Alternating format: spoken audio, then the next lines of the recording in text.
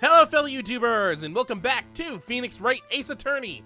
On the last episode, we continued on with the trial of Case 5.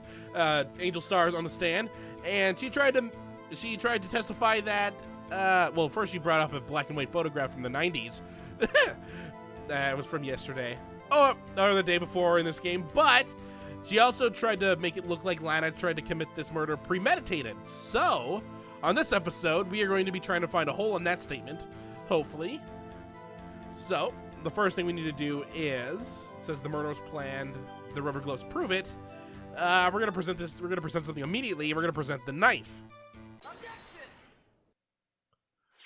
Witness, do you know what this is? Are you trying to test me? I sell box lunch. Oh God! I sell box lunches for a living, you know. That's a knife. The knife. The knife that was in Mr. Edgeworth's trunk. Indeed, it is my knife. What's with this case? The bloody murder weapon, a red car, all belonging to the prosecutor there. The defendant is the chief prosecutor for the district, right? Mommy, our prosecutor's bad people! The defense is a request. Oh, thank God none of that text went by too fast so I could actually switch voices there. We ask that the witness provide an accurate testimony. What's that, rookie? In your testimony, you stated that Lana Skye planned this murder. And that's why she was wearing those special gloves. Seems like a natural conclusion to me. The gloves do indicate planning. Oh God, judge voice. You're so hard to do when you're sick. I'm still sick! Why am I still sick? It's been a week! However, why would she not also prepare the most important thing? The murder weapon. Oh. This knife just happened to be in the trunk of that car. Ladies and gentlemen, if you're going to plan a murder, you don't forget the weapon. Word. Order! Order! Order! Great! Now the tide is turning in our favor. Great show, Mr. Wright! My sister's as good as free! Let's not go that far. Right. I believe the next lunch you'll be eating is humble pie. What? Did Edgeworth just make a joke? I hope you weren't deluding yourself into thinking that the tide is turned. Not over such a trifling detail. But this shoots a hole in the whole premeditated theory. Bah. The prosecution could care less if it was premeditated or not. The only one who seems to care is that lunch lady over there.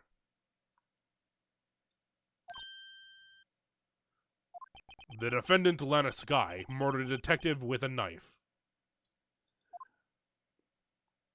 That is the only thing the prosecutor needs proof. The only thing the prosecution need prove? Nothing else. That is the only thing the prosecution need prove. That sounds so weird, but I think it makes sense. Help, English. I'm screwing up normal English. I'm pretty sure I could not tell if this was wrong or not, but it just looks wrong. But it doesn't sound that wrong. Very good, Mr. Prosecutor. I suppose you think you're clever now. But you know as well as I do that she planned on killing him. It was planned. If she wasn't, why would she have been wearing... I believe I'd like to hear your testimony again. Witness, please tell us only what you saw, not what you thought. How dare you? That sounded stupid. My powers of deduction are not to be underestimated. Really now? I mean, you've been wrong multiple times so far. Angel's deduction. Lana Skye intended to murder Detective Goodman. That's why she called the victim all the way to the prosecutor's office. I'm sure the chief prosecutor had a grudge against the victim. Nothing else could drive that human machine to plunge a knife in again and again.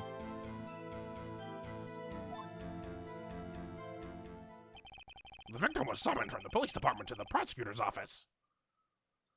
It does sound a lot like premeditation, doesn't it?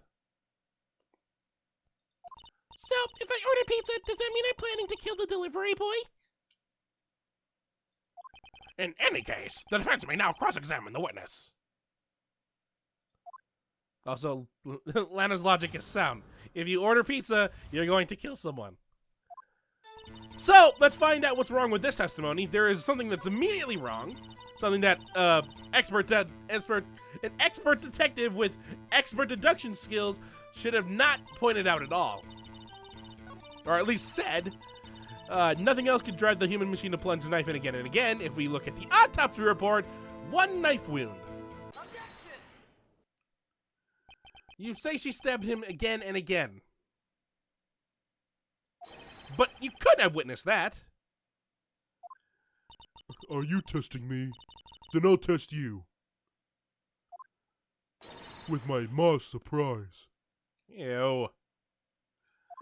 I'm afraid the moss is growing under our feet as we wait, Miss Starr. What do you mean? I shouldn't have to explain this, but take a look. The autopsy report states that death was due to a loss of blood from 1 stab wound. Aha! You're right. Good show, Mr. Edgeworth. What a hunk! He's my hero, really. Well, what about my objection? No one noticed? Oh, poor Edgeworth. Once again, losing the spotlight to Edgeworth. Well, witness. You got the crime scene set, right? What is that red stuff? That doesn't look delicious. Is it supposed to be over rice? Oh, thanks. I always believed that no one could ever mistake ketchup for blood. Oh, well, that answered my question. But now I realize that such mistakes are possible. So, you're saying you mistook something for blood? When she lifted her knife, I thought I saw blood at her breast. Oh, God, yawn. Why? Splattered blood from her victim. That's why I thought she must have stabbed him at least twice. But you said that you saw this happen. How did you get that wrong? Then tell us what you saw that you thought was blood. Testify.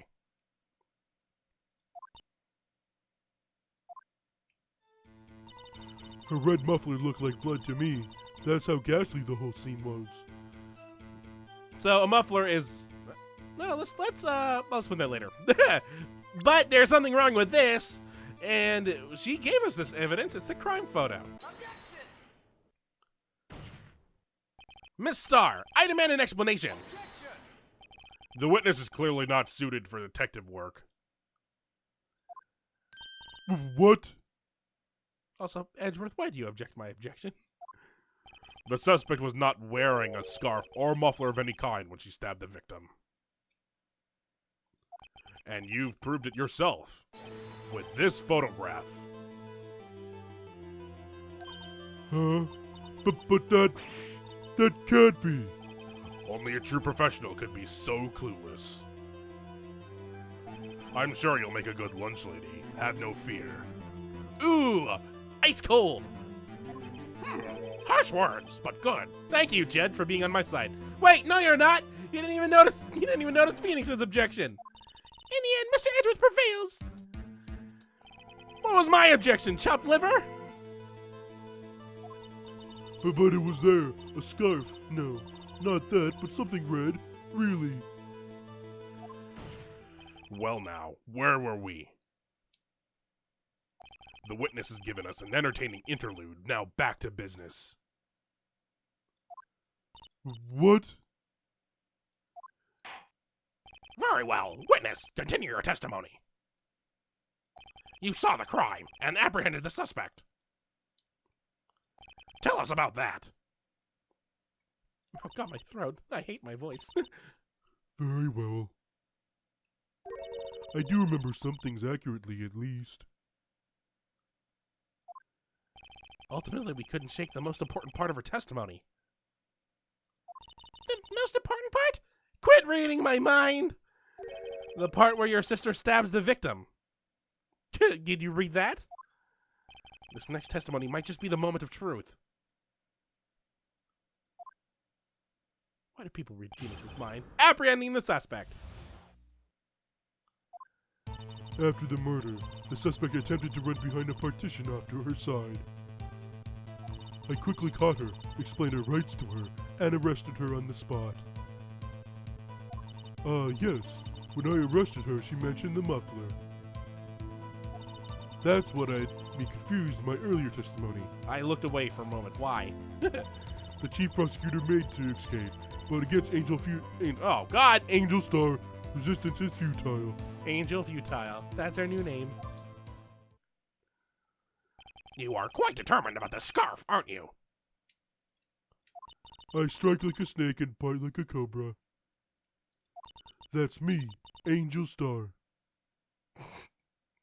She sounds more like Patrick Star. Well, that wasn't a very good metaphor. First of all, a cobra is a kind of snake. Don't bother with details unless you want to get bitten. No thanks. Note to self. Attorney Wright gets bitten by snake. The chief prosecutor tried to resist, but her efforts were in vain. She knocked my hands aside, kicked over an oil drum. Oil drum? Hard to imagine. Oh, she's beautiful but deadly. A predator, this one. A leopard woman.